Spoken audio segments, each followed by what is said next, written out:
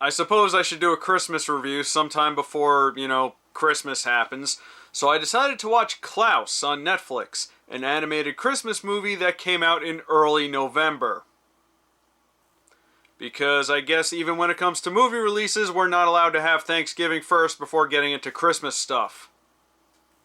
That's why I waited to review this. It's out of principle.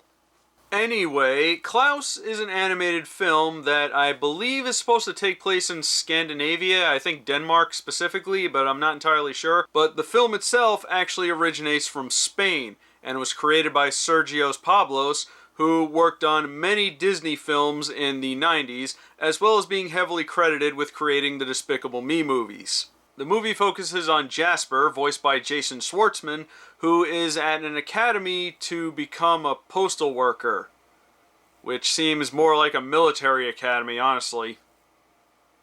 Letter carrying is serious business, yo. Jasper's father owns the academy, and because of that, Jasper is kind of a spoiled rich kid, and he doesn't really do a whole lot. But his father's not too pleased with that, so to teach him a lesson, he sends him away to a remote town to establish a post office, and is not allowed back until he sends 6,000 letters. Unfortunately, the town has been torn apart by two feuding families, and everybody there is just generally nasty, so it's going to be very difficult for him. But one day, Jasper runs into Klaus, voiced by J.K. Simmons, who's a woodsman that lives isolated in the middle of the forest. Klaus wants to deliver toys to the needy children of the town, so Jasper comes up with a scheme to have the children give him letters, which he'll deliver to Klaus, so Klaus will bring them presents, and, well, I think you can see where this is going. There are a lot of really fun characters in this movie. I really like the school teacher, who basically turned the school into a nasty fish market because none of the adults send their children to school anymore, and she is just absolutely fed up with everything. The leaders of the two feuding families are also great too. They're voiced by Joan Cusack and Will Sasso, and every time they're together or on screen, it's always going to be funny because Will Sasso's character is just the biggest idiot ever. Like, he's completely oblivious to everything, and Joan Cusack's character kind of reminds me of Eartha Kitt's character from The Emperor's New Groove. And matter of fact, I got quite a vibe of The Emperor's New Groove from this movie. Especially Jasper's character kind of reminds me of Cusco a little bit. And I think that's a good thing because, well, that movie's hilarious and it's one of my favorite Disney movies. Probably the funniest character, though, has got to be the ferryman who takes Jasper to the remote town. He's voiced by Norm Macdonald, and for those of you not familiar with Norm Macdonald, he has this very specific sort of dickish, sarcastic tone to everything that he does, and he is just hilarious in this movie because he's such an asshole, and I love it. The animation in this movie is fantastic. This is one of the best 2D animated films I've seen in a long time. And now that I think about it, I think it's one of the few I've seen in a very long time. And the visuals are very stunning. There's a lot of detail in it.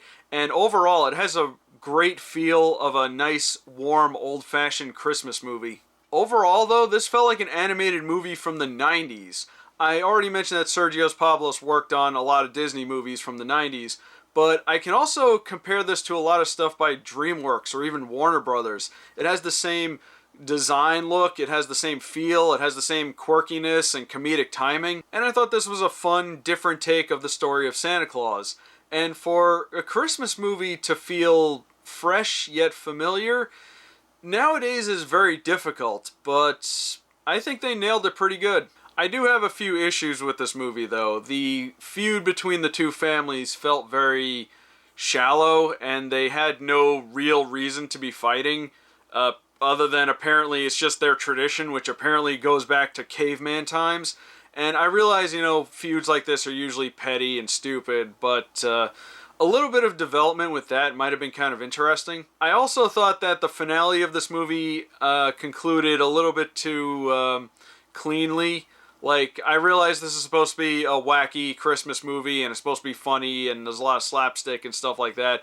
But I think there's only so much my suspension of disbelief can take, and things sort of lined up a little too well, and things got resolved a little too easily, and I think that might have been, it felt a little cheap. But my biggest problem with this movie is that it uses The old, tired, liar revealed trope. Yes, I think that we all saw this coming. Just me describing this movie to everybody, you probably knew where this is going to go. And as I was watching it, I also knew where it was going, but I was also kind of hoping that they would not do it or maybe do something else, but no, they definitely do it. And I realized that this is supposed to have the feel of a 90s movie, and that kind of thing was common back then, but, you know, some things you don't have to call back to.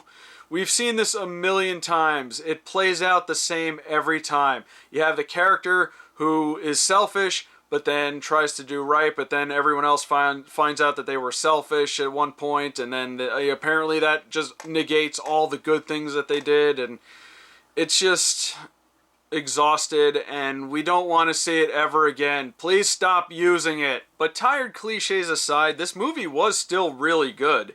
And I haven't really been seeing a lot of people talk about it. I know I've seen a couple people do videos on it and reviews, and it's getting a lot of really good ratings on all the various critic scores, but it still feels like it might be one of those really overlooked Christmas movies.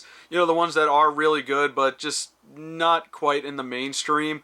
Something along the lines of like Arthur Christmas, which is another really good movie. And that's really a shame. So I want to encourage people to check it out for themselves because, like I said, it is really good. And I think it has potential to be a staple of Christmas. But for now, that's all I got for Klaus. Leave a comment below and let me know what you thought of it. And what are some very underrated Christmas movies or Christmas specials? My name is Rob, and have a happy holidays.